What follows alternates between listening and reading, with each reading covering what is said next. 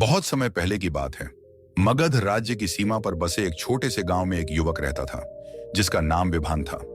विभान का स्वभाव अस्थिर और चिड़चिड़ा था। उसके भीतर धैर्य नाम की कोई चीज नहीं थी। जरा सी बात पर वह तुनक जाता।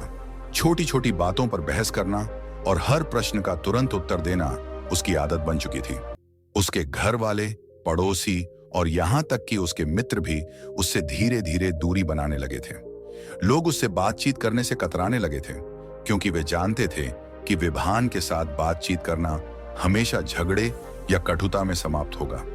शुरुआत में विभान को इसका एहसास नहीं हुआ, लेकिन धीरे धीरे उसने महसूस करना शुरू किया कि लोग उससे बचने लगे हैं। जब भी वह किसी सभा में जाता, लोग उससे बातचीत करने के बजाय एक दूसरे से धीमी आवाज में बात करने लगते। वह जैसे ही बोलना शुरू करता, सामने वाला व्यक्ति बहाना बनाकर वहां से उठ जाता। यह सब देखकर विभान के भीतर बेचैनी बढ़ने लगी। वह सोचता था, क्या सचमुच मुझ में कोई दोष है या लोग बिना वजह मुझे गलत समझ रहे हैं? पर उसका अहंकार उसे सच्चाई स्वीकार नहीं करने देता था। रात को जब वह अकेला होता तो उसके मन में अजीब सी पीड़ा उठती। उसे लगता जैसे उसके भीतर कोई खालीपन है, कोई अधूरापन जिसे वह भर नहीं पा रहा है। धीरे धीरे उसके भीतर एक तरह का अकेलापन घर करने लगा। वह भीड़ में रहकर भी अकेला महसूस करता। कभी कभी उसे लगता कि शायद वह जीवन भर ऐसा ही रहेगा, झगड़ालू और असंतुष्ट। एक दिन गांव के चौराहे पर उसने सुना कि पास के जंगल में एक महान साधु प्रवचन देने आए हैं। लोग कह रहे थे कि वह कोई साधारण साधु नहीं, बल्कि स्वयं थागत बुद्ध हैं, जिनके उपदेश सुनकर असंख्य लोग अपना जीवन बदल चुके हैं। विभान ने बुद्ध के बारे में पहले भी सुना था, उनकी करुणा, उनका ज्ञान, उनकी शिक्षाएं, लेकिन कभी उनसे मिलने का अवसर नहीं मिला था। इस बार उसके भीतर एक अजीब सी खिंचाव हुई। उसने सोचा, शायद यही वह अवसर है जिसका मैं इंतजार कर रहा था। शायद मेरे प्रश्नों का उत्तर वहीं दे पाएंगे। अगली सुबह वह जल्दी उठकर जंगल की ओर चल पड़ा। जैसे जैसे वह जंगल के रास्ते से गुजर रहा था, उसके मन में अजीब सी उत्सुकता और घबराहट थी। कहीं भीतर उसे लगता था कि उसका जीवन किसी बड़े मोड़ पर पहुंचने वाला है। जब वह प्रवचन स्थल पर पहुंचा तो वहां पहले से ही भारी भीड़ जमा थी। स्त्रियां, पुरुष, बच्चे, बूढ़े सभी शांत मन से बैठे थे। वातावरण में एक अजीब सी शांति थी, मानो समय ठहर गया हो। दूर एक पीपल के पेड़ के नीचे बुद्ध बैठे थे। उनके चेहरे पर ऐसी आभा थी कि विभान का मन अनायास ही उनके चरणों में झुकने को हुआ। उसने भीड़ में जगह बनाई और बैठ गया। कुछ ही देर बाद बुद्ध ने सभा को संबोधित करना शुरू किया। उनकी वाणी सरल थी, लेकिन अर्थ गहरे। वे जीवन की उन सच्चाइयों को ऐसे शब्दों में कहते कि सुनने वाला भीतर तक हिल जाता। उसी प्रवचन के बीच बुद्ध ने कहा, यदि तुम अपने जीवन में सच्चा परिवर्तन लाना चाहते हो तो सीखो कि कब चुप रहना चाहिए। वाणी का संयम सबसे बड़ा तप है। जो चुप्पी को साध लेता है वह अपने भीतर शांति और आत्मबल पा लेता है। यह सुनकर विभान चौंक गया। उसके मन में जैसे कोई दीपक जल उठा। उसे लगा जैसे बुद्ध सीधे उसी से कह रहे हों। प्रवचन समाप्त होने पर वह सीधा बुद्ध के पास गया और उनके चरणों में झुककर बोला, भगवान, आपने कहा कि चुप रहना ही जीवन में परिवर्तन की कुंजी है, लेकिन आप कह रहे थे कि विशेष रूप से 10 जगहों पर चुप रहना चाहिए। कृपया मुझे बताइए वे 10 स्थान कौन से हैं और मैं उन्हें अपने जीवन में कैसे उतार सकता हूं। बुद्ध ने मुस्कुराकर उसकी ओर देखा और बोले, तुम्हें यह समझने के लिए धैर्य और अनुशासन की आवश्यकता होगी। अगर तुम सचमुच तैयार हो तो मैं तुम्हें बताऊंगा, लेकिन केवल सुनना पर्याप्त नहीं होगा। तुम्हें इसे अपने जीवन में उतारकर जीना भी होगा। क्या तुम तैयार हो? विभान ने बिना किसी संकोच के कहा, हाँ प्रभु, मैं तैयार हूं। तब बुद्ध ने उसे पहला स्थान समझाया। उन्होंने कहा, जब कोई तुम्हारी आलोचना करे तब चुप रहो। आलोचना एक दर्पण की तरह है। यदि तुम क्रोध में प्रतिक्रिया दोगे तो तुम सीख नहीं पाओगे, लेकिन अगर शांत रहकर सोचोगे तो समझ सकोगे कि आलोचना उचित है या अनुचित। बुद्ध ने उसे एक उदाहरण दिया। उन्होंने कहा, एक बार एक व्यक्ति मुझे अपशब्द कहने लगा। मैंने कुछ नहीं कहा, बस शांत होकर सुनता रहा। जब वह थक गया तो मैंने उससे पूछा, यदि कोई व्यक्ति किसी को उपहार दे और वह उसे स्वीकार न करे तो वह उपहार किसके पास रहता है? उसने कहा, देने वाले के पास। तब मैंने कहा, ठीक वैसे ही तुम्हारे ये कठोर शब्द भी तुम्हारे पास ही रहेंगे, क्योंकि मैंने इन्हें स्वीकार नहीं किया। विभान पर यह बात गहरी छाप छोड़ गई। उसने निश्चय किया कि अब वह आलोचना पर तुरंत प्रतिक्रिया नहीं करेगा। कुछ दिन बाद बुद्ध ने उसे दूसरा स्थान बताया। जब कोई तुमसे बहस करे तब चुप रहो। बहस में अक्सर सत्य की खोज नहीं होती, बल्कि अहंकार की लड़ाई होती है। यदि तुम चुप रहोगे तो स्थिति को बेहतर समझ सकोगे और सही निर्णय ले सकोगे। बुद्ध ने उसे एक कहानी सुनाई। उन्होंने कहा, दो किसान अपनी जमीन के छोटे से टुकड़े को लेकर झगड़ रहे थे। दोनों का दावा था कि वह जमीन उनकी है। जब मैंने उनसे पूछा कि क्या वे जन्म के समय वह जमीन अपने साथ लाए थे या मृत्यु के समय ले जा पाएंगे, तो दोनों चुप हो गए। तभी उन्हें एहसास हुआ कि बहस व्यर्थ थी। विभान ने इस शिक्षा को भी मन में बैठा लिया। फिर बुद्ध ने उसे तीसरा स्थान बताया। जब कोई गुस्से में हो तब चुप रहो। गुस्सा आग की तरह है, यदि उसमें घी डालोगे तो वह और भड़क उठेगी। यदि शांत रहोगे तो धीरे धीरे उसका गुस्सा शांत हो जाएगा। बुद्ध ने एक उदाहरण दिया। एक राजा ने गुस्से में आकर अपने मंत्री को फांसी की सजा सुना दी। मंत्री ने कुछ नहीं कहा, बस चुप रहा। अगले दिन जब राजा का गुस्सा शांत हुआ तो उसे पछतावा हुआ और उसने मंत्री को क्षमा कर दिया। अगर मंत्री उस समय बहस करता तो शायद उसका जीवन समाप्त हो जाता। विभान ये सुनकर गहरी सोच में पड़ गया। उसने पहली बार महसूस किया कि चुप्पी में भी शक्ति होती है। इसके बाद बुद्ध ने चौथा स्थान समझाया। जब तुम स्वयं दुखी हो तब चुप रहो। दुख कई बार तुम्हारे भीतर परिवर्तन का द्वार बन सकता है। यदि तुम उस समय दूसरों से उलझोगे तो केवल और दुख बढ़ेगा, लेकिन यदि तुम शांत होकर आत्मनिरीक्षण करोगे तो दुख तुम्हें नया अनुभव और शक्ति देगा। विभान ने इसे ध्यान से सुना। उसे याद आया कि जब उसकी मां का देहांत हुआ था तब उसने अपने दुख को गुस्से और शिकायतों में बदल दिया था। शायद अगर वह उस समय शांत रहता तो वह पीड़ा को अलग तरह से समझ पाता। बुद्ध ने पांचवां स्थान बताया। जब कोई तुम्हें उकसाए तब चुप रहो। यह तुम्हारी धैर्य की सबसे बड़ी परीक्षा होती है। अगर तुम प्रतिक्रिया दोगे तो वही व्यक्ति विजयी होगा, लेकिन यदि तुम चुप रहोगे तो वह स्वयं हार मान लेगा। इसके साथ ही बुद्ध ने विभान को धीरे धीरे बाकी स्थान भी बताने का वचन दिया। विभान की यात्रा अभी शुरू ही हुई थी। बुद्ध ने उसे 5 स्थानों की शिक्षा दी थी, लेकिन अभी और भी बहुत कुछ बाकी था। हर दिन उसके भीतर नई चुनौतियां उठती और हर रात उसे लगता कि उसका मन धीरे धीरे पहले से थोड़ा और शांत हो रहा है, लेकिन अभी भी उसके भीतर का पुराना स्वभाव बार बार सिर उठाता। कुछ ही दिनों बाद बुद्ध ने उसे 6ठा स्थान बताया।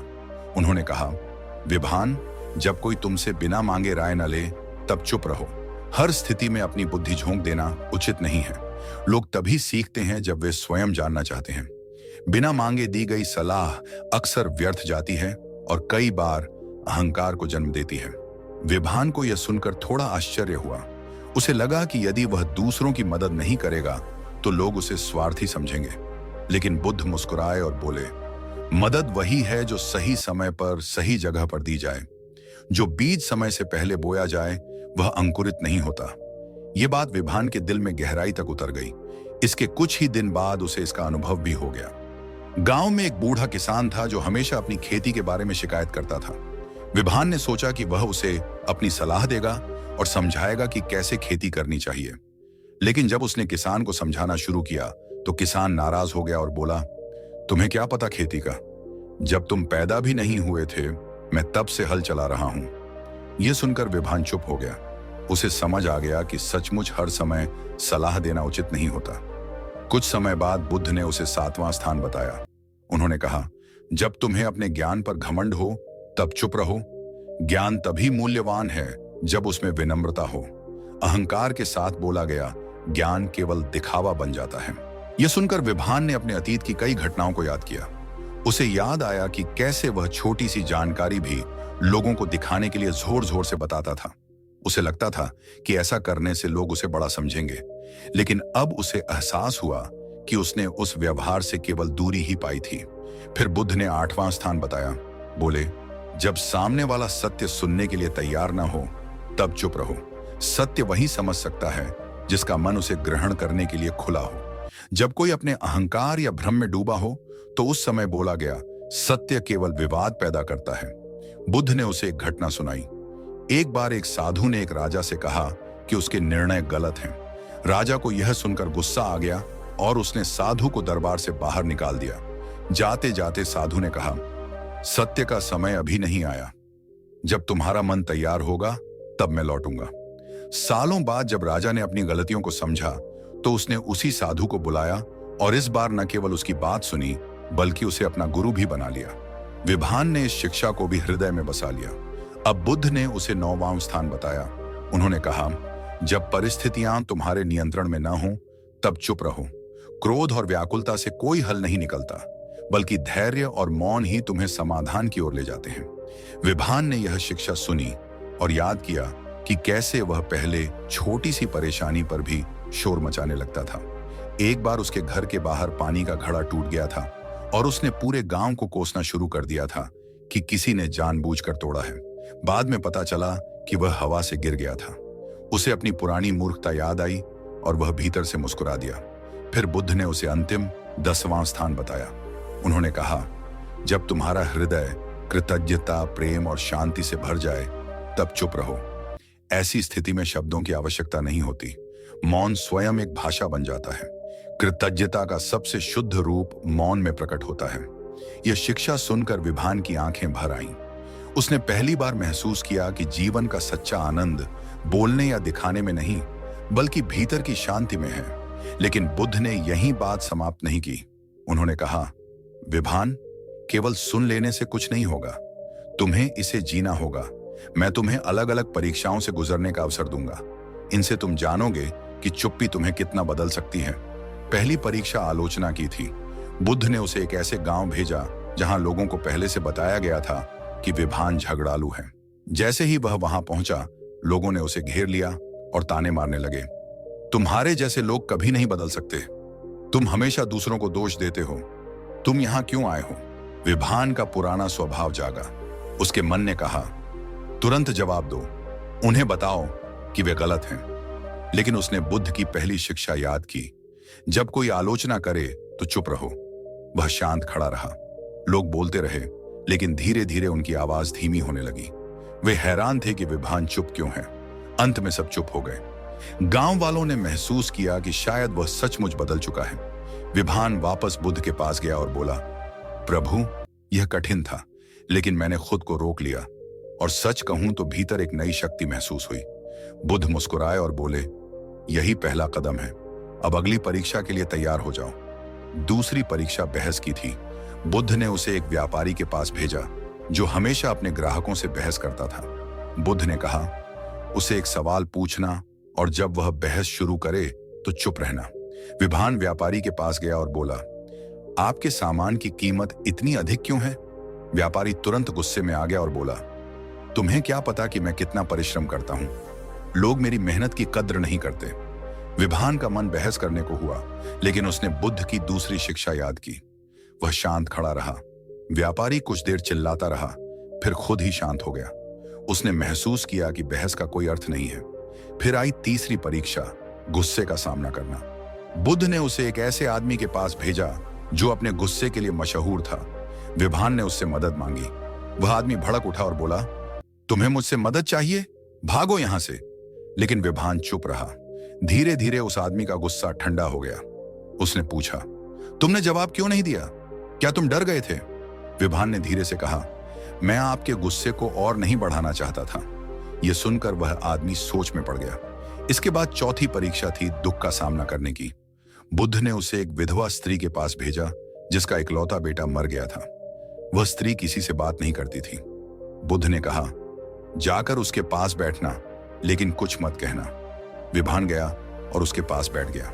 वह चुप रहा। स्त्री ने पहली बार किसी को अपने पास शांत बैठा देखा। उसे लगा कि कोई उसकी पीड़ा को बिना बोले समझ रहा है। धीरे धीरे उसने अपने दुख को व्यक्त किया और पहली बार थोड़ी हल्की महसूस की।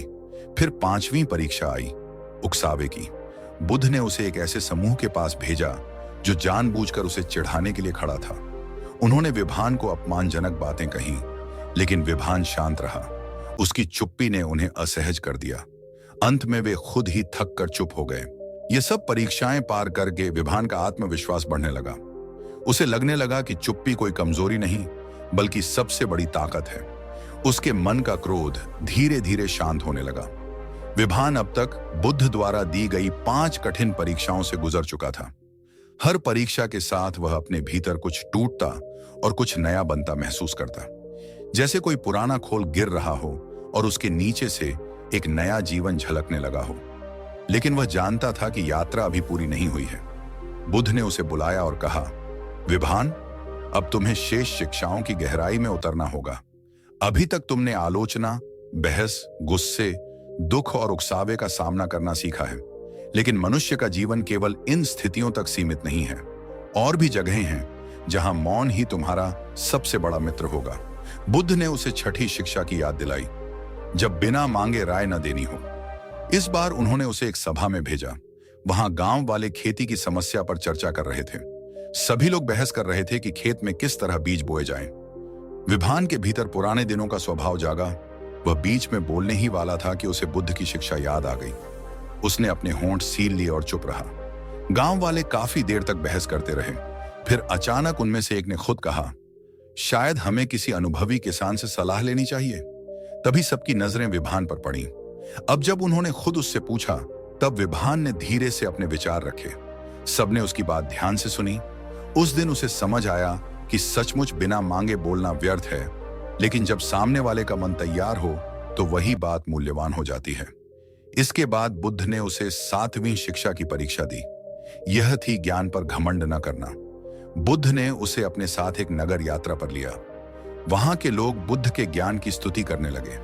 कई शिष्य भी गर्व से कहने लगे, हम बुद्ध के शिष्य हैं, हमारे पास महान ज्ञान है। बुद्ध चुपचाप मुस्कुराते रहे। विभान ने देखा कि उनके मुख पर न तो अहंकार है, न ही स्वयं को बड़ा जताने की चेष्टा।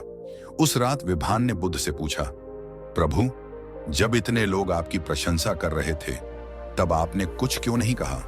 बुद्ध ने शांति से उत्तर दिया, ज्ञान तभी सुंदर होता है जब वह विनम्रता के वस्त्र में हो।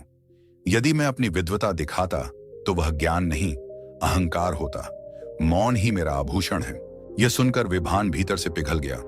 उसने सोचा, मैंने जीवन भर अपने छोटे से ज्ञान को दिखाने के लिए शोर मचाया, और ये बुद्ध हैं जिनके पास ब्रह्मांड का सत्य है, फिर भी वे मौन हैं। उस रात विभान ने अपने भीतर से ज्ञान का अहंकार त्याग दिया। अगली बार बुद्ध ने उसे 8वीं शिक्षा की परीक्षा दी, जब सामने वाला सत्य सुनने को तैयार न हो। इसके लिए उन्होंने उसे एक जिद्दी युवक के पास भेजा। वह युवक हमेशा अपने विचारों में अड़ा रहता था। विभान ने पहले सोचा कि वह उसे समझाएगा, लेकिन तुरंत उसे शिक्षा याद आई। वह युवक लगातार बोलता रहा, अपने विचार थोपता रहा, लेकिन विभान मौन रहा। अंत में युवक ने थककर पूछा, तुम मेरी बात का जवाब क्यों नहीं दे रहे? विभान ने मुस्कुराकर कहा, क्योंकि मैं जानता हूं अभी तुम्हारा मन सुनने को तैयार नहीं है। यह सुनकर युवक पहले तो चौंका, फिर चुप हो गया। उसके भीतर पहली बार विचार आया कि शायद मौन भी उत्तर हो सकता है। इसके बाद बुद्ध ने उसे 9वीं शिक्षा की ओर ले जाया, जब परिस्थितियां नियंत्रण में न हों। उन्होंने विभान को एक ऐसे गांव भेजा जहां महीनों से वर्षा नहीं हुई थी। लोग परेशान थे और आपस में लड़ने लगे थे। विभान भी चिंतित हुआ, लेकिन उसने बुद्ध की शिक्षा याद की। उसने सोचा, मैं बारिश को रोक या ला नहीं सकता, लेकिन मैं शांत रहकर कुछ उपाय खोज सकता हूं। उसने गांव वालों को समझाया कि पास के नदी तट से नहरें खोदी जाएं। सभी ने मिलकर काम किया और थोड़े ही दिनों में खेतों को पानी मिलने लगा। गांव वाले खुश हो गए और विभान को धन्यवाद दिया। उस दिन उसे समझ आया कि मौन मन ही समाधान खोज सकता है। फिर बुद्ध ने उसे अंतिम शिक्षा दिलाई, जब हृदय कृतज्ञता और प्रेम से भर जाए। बुद्ध ने कहा, विभान, जब तुम्हारा दिल इतना भर जाए कि शब्द कम पड़ने लगे, तब चुप्पी ही सबसे बड़ा धन्यवाद है। इसकी परीक्षा भी आई। एक दिन बुद्ध ने अपने शिष्यों को गहरे ध्यान में बैठाया। ध्यान के बाद विभान ने अनुभव किया कि उसका मन इतना शांत और आनंदमय हो गया है कि वह रोना चाहता था, लेकिन शब्द नहीं निकल रहे थे। उसने बुद्ध के चरणों में झुककर मौन प्रणाम किया। बुद्ध ने उसकी आंखों में देखा और मुस्कुराए, बोले, तुम्हारी मौन कृतज्ञता ही सबसे बड़ा उपहार है। उस क्षण विभान समझ गया कि मौन केवल शब्दों का अभाव नहीं, बल्कि आत्मा की भाषा है। लेकिन बुद्ध ने कहा, विभान, अब तुम्हारी सबसे बड़ी परीक्षा शेष है। अब तक तुमने परिस्थितियों में मौन को अपनाया है, लेकिन अब तुम्हें अपने भीतर के मौन को पहचानना होगा। जब मन शांत होता है, तब भीतर का मौन ही सच्चा ज्ञान बनता है। बुद्ध ने उसे 7 दिन के ध्यान में बैठाया। पहले दिन ही विभान बेचैन हो गया। मन में पुराने विचार आने लगे। ये सब कठिन है, मैं चुप कैसे रहूं? लेकिन उसने हार नहीं मानी। दूसरे दिन उसका मन और भी उथल पुथल करने लगा। तीसरे दिन उसे लगा कि वह भाग जाए, लेकिन चौथे दिन धीरे धीरे उसका मन शांत होने लगा। पांचवें दिन उसे लगा कि भीतर कोई गहरी खामोशी है जो शब्दों से परे है। छठे दिन वह खामोशी इतनी गहरी हो गई कि उसे लगा मानो उसका अस्तित्व उसी में विलीन हो रहा है। सातवें दिन उसने अनुभव किया कि मौन ही उसकी असली पहचान है। जब 7 दिन पूरे हुए, वह बुद्ध के सामने आया। उसकी आंखें चमक रही थीं, उसके चेहरे पर एक अद्भुत शांति थी। उसने कुछ नहीं कहा, बस मौन खड़ा रहा। बुद्ध ने कहा, अब तुम बदल चुके हो, अब तुम्हें चुप्पी का असली अर्थ समझ में आ गया है। उस दिन के बाद विभान गांव लौटा तो लोग उसे पहचान ही नहीं पाए। पहले वह हर बात पर बहस करता था, अब उसकी चुप्पी में ही जवाब था। पहले वह गुस्से से भर जाता था, अब उसकी आंखों में करुणा थी। पहले वह अकेला था, अब लोग स्वयं उसकी ओर खींचे चले आते थे। धीरे धीरे गांव वाले उसे गुरु मानने लगे। लेकिन विभान कभी स्वयं को गुरु नहीं कहता। वह बस मुस्कुराकर कहता, मैंने कुछ नहीं किया, सब बुद्ध का दिया हुआ है। मैंने बस मौन को अपनाया और मौन ने मुझे बदल दिया। कहानी यहां समाप्त होती है, लेकिन शिक्षा जीवन भर चलती है। यह शिक्षा कि मौन केवल बोलने से बचना नहीं, बल्कि आत्मा की गहराई से जुड़ना है। मौन वह भाषा है जिसे शब्दों की आवश्यकता नहीं,